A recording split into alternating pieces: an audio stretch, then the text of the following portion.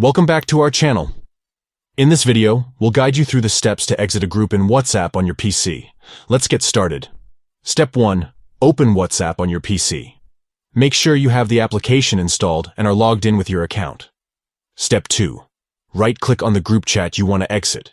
This will open a menu with various options. Step 3. From the menu, select Exit Group.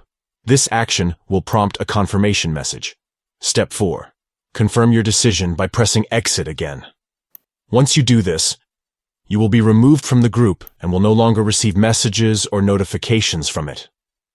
Exiting a group in WhatsApp on your PC can be helpful if you no longer wish to be a part of the conversation or if the group is no longer relevant to you. Please note that by leaving a group, you will lose access to all the messages and media shared within that group. If you want to keep any important information, make sure to save it before exiting the group. And that's all there is to it. You've successfully exited a group in WhatsApp on your PC.